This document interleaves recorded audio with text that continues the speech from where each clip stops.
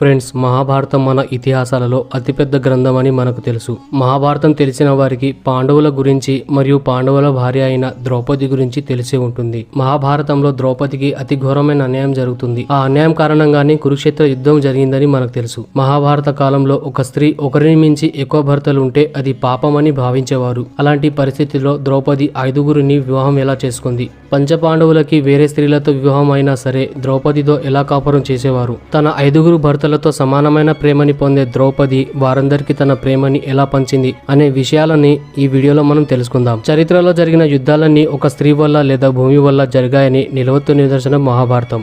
ద్రౌపదికి జరిగిన అన్యాయానికి ప్రతీకారంగా జరిగిన కురుక్షేత్ర మహాసంగ్రామం చరిత్రకు చెమటలు పట్టేలా ఉంటుంది. అయితే ఫ్రెండ్స్, మనం ఇప్పుడు ద్రౌపది జననం గురించి తెలుసుకుందాం. మహాభారతం ప్రకారం ద్రోణాచార్యుడు మరియు రాజా ద్రుపదుడు ఇద్దరు కూడా ప్రాణ స్నేహితులు. ద్రోణాచార్యుడు రాజా ద్రుపదుడికి ఎన్నో యుద్ధాలు విజయం చేకూరేలా చేశాడు. దానికి ప్రత్యేకంగా ద్రుపదుడు ద్రోణాచార్యుడికి తన సగం రాజ్యం ఇస్తానని మాట ఇస్తాడు.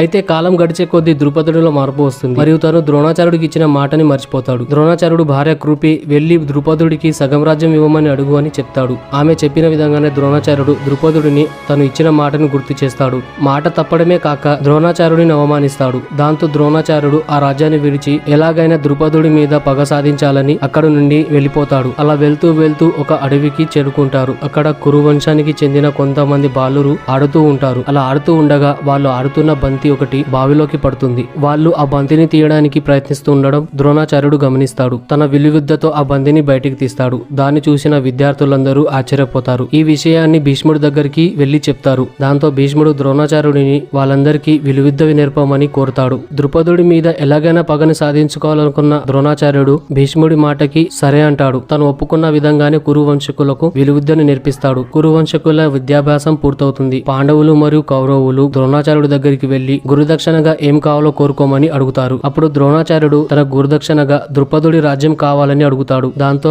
మొదటగా దుర్యోధనుడు ద్రుపదుడి మీదకి యుద్ధానికి వెళ్తాడు. అలా వెళ్లిన దుర్యోధనుడు ద్రుపదుడి చేతిలో ఓడిపోతాడు. దాంతో అర్జునుడు ద్రోణాచార్యుడి దగ్గర మాట తీసుకొని ద్రుపదుడి మీద యుద్ధానికి వెళ్తాడు. అర్జునుడు వీరోచితంగా పోరాడి ద్రుపదుడిని ఓడిస్తాడు మరియు ద్రుపదుడిని ద్రోణాచార్యుడి కాలి దగ్గరికి పడేస్తాడు. దాంతో ద్రోణాచార్యుడు ద్రుపదుడిని అవమానిస్తాడు మరియు తన రాజ్యం తనకి భిక్షగా ఇస్తాడు. ఇప్పటి నుండి నీ రాజ్యం నాదే, కానీ నువ్వు ఒక సామంతుడిగా ఆ రాజ్యాన్ని పరిపాలించమని చెప్తాడు. ఈ అవమానాన్ని భరించలేని ద్రుపదుడు ఎలాగైనా ద్రోణాచార్యుడి మీద పగ తీర్చుకోవాలని భావిస్తాడు. దానికోసం ద్రుపదుడు ఒక యజ్ఞాన్ని చేస్తాడు. ఆ యజ్ఞం నుండి ధృష్టద్యుమ్నుడు మరియు ద్రౌపది పుడతారు. యజ్ఞం నుండి పుట్టింది కాబట్టి ద్రౌపదిని యజ్ఞసేని అని కూడా పిలుస్తారు. కాలక్రమేణా ద్రౌపది పెరిగి పెద్దగవడంతో ద్రౌపది వివాహం కోసం ద్రుపదుడు ఒక స్వయంవరాన్ని ఏర్పాటు చేస్తాడు. అయితే ద్రౌపది అర్జునుడి గురించి విని అర్జునుడి లాంటి భర్త కావాలని కోరుకుంటుంది. స్వయంవరంలో ఎందరో రాజులు ద్రౌపదిని గెలుచుకోవాలని పాల్గొంటారు. అయితే పాండవులు కూడా బ్రాహ్మణ వేషంలో అక్కడ హాజరవుతారు. అయితే అక్కడ ద్రుపదుడు ఒక షరతుని పెడతాడు. పైన మత్స్యయంత్రంలో తిరుగుతున్న చేపని కింద నీటిలో నీడని చూస్తూ కొట్టాలి. అయితే దుర్యోధనుడు, శిశుపాలుడు మరియు జరాసంధుడు లాంటి వాళ్ళు అలా ప్రయత్నించి ఓడిపోతారు. మరియు అప్పుడే ధర్మరాజు అర్జునుడి వెళ్ళమని చెప్తాడు. అన్నమాట కాదనలేని అర్జునుడు ఆ స్వయంవరంలో పాల్గొనడానికి వెళ్తాడు. ధనుస్సుకి బట్టి ఆ చేపని గురి చూసి కొడతాడు. అయితే అర్జునుడి బాణం చేపకు వెళ్లి తగులుతుంది. ఈ విధంగా అర్జునుడు ద్రౌపదిని గెలుచుకుంటాడు. అయితే పాండవులు ద్రౌపదిని తీసుకొని వాళ్ళ ఇంటికి వెళ్తారు. పాండవులందరూ గుమ్మం బయట నిలబడతారు మరియు అర్జునుడు అమ్మ బయటికి వచ్చి చూడు, నీకోసం ఏం తీసుకొచ్చానో అని చెప్తాడు. అయితే తను చేసే పనిలో నిమగ్నమైన కుంతిదేవి పాండవులు ఏం తెచ్చారో చూడకుండా ఏమి తెచ్చినా 5గురు సమానంగా పంచుకోండి అని చెప్తుంది. కుంతిదేవి మాటలు విన్న పాండవులందరూ ఆశ్చర్యపోతారు మరియు బయటకు వచ్చి చూసిన కుంతిదేవి ద్రౌపదిని చూసి తప్పు చేసిన దానిలాగా తలదించుకుంటుంది. ఒక భార్యని 5గురు పంచుకోవడం విరుద్ధం కాబట్టి నేను చెప్పిన ఈ మాటను నేను ఎలా తీసుకోను అని కుంతిదేవి ధర్మరాజును అడుగుతుంది. అప్పుడు ధర్మరాజు స్వయంవరంలో అర్జునుడు ద్రౌపదిని గెలిచాడు కాబట్టి ద్రౌపది అర్జునుడి చేసుకోవడమే ఉత్తమం అని చెప్తాడు. అప్పుడు అర్జునుడు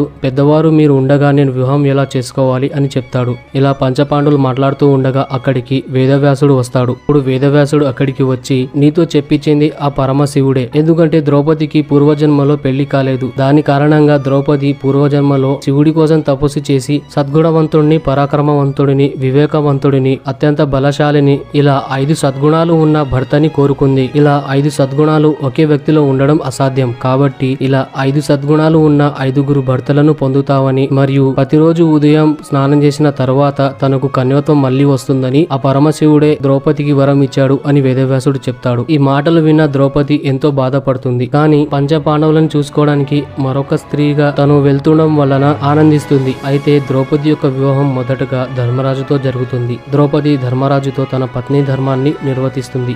ఆ తర్వాత భీముడితో అవుతుంది మరియు భీముడితో కూడా ద్రౌపది తన పత్ని ధర్మాన్ని నిర్వర్తిస్తుంది. ఇలా అర్జునుడిని మరియు నకుల సహదేవులను కూడా వివాహం చేసుకొని తన పత్ని ధర్మాన్ని నిర్వర్తిస్తుంది. ఇదిలా ఉండగా 5గురితో ఒకేసారి కాపురం చేయడం అసాధ్యం కాబట్టి ధర్మరాజు ఒకరోజు తన అభిప్రాయాన్ని బయట పెడతాడు. ధర్మరాజు ఒక నియమాన్ని పెడతాడు. అదేమిటంటే ద్రౌపది ఒక్కొక్క సంవత్సరం ఒక్కొక్కరి దగ్గర ఉంటుంది. ఆ సమయంలో ఆమెను పొందాలని గాని కలవాలని గాని ఎవరు కూడా ప్రయత్నించకూడదు. ఈ నియమాన్ని ఉల్లంఘించిన వాళ్ళు 12 సంవత్సరాలు తీర్థయాత్రకు వెళ్ళాలి. కానీ ఈ నియమాన్ని ఒకనొక సమయంలో అర్జునుడు ఉల్లంఘిస్తాడు. ఒక రాజు ధర్మరాజు అంతఃపురంలో ద్రౌపదితో ఏకాంతంలో ఉండగా ఆయుధాల కోసం అర్జునుడు లోపలికి వెళ్తాడు. దాంతో నియమాల ప్రకారం అర్జునుడు 12 సంవత్సరాలు తీర్థయాత్రకి వెళ్తాడు. పంచ పాండవులతో సంసారం చేయడం వల్ల ద్రౌపదికి 5గురు పుత్రులు కూడా జన్మిస్తారు. వారిని ఉపపంచ పాండవులు అని కూడా పిలుస్తారు. కానీ కురుక్షేత్ర సంగమంలో అశ్వత్థామ పంచ పాండవులు అనుకొని ఉపపంచ పాండవులను చంపేస్తాడు. ఇది ఫ్రెండ్స్ ద్రౌపది గురించి. ఈ వీడియో గనక మీకు నచ్చినట్లయితే ఖచ్చితంగా లైక్ చేయండి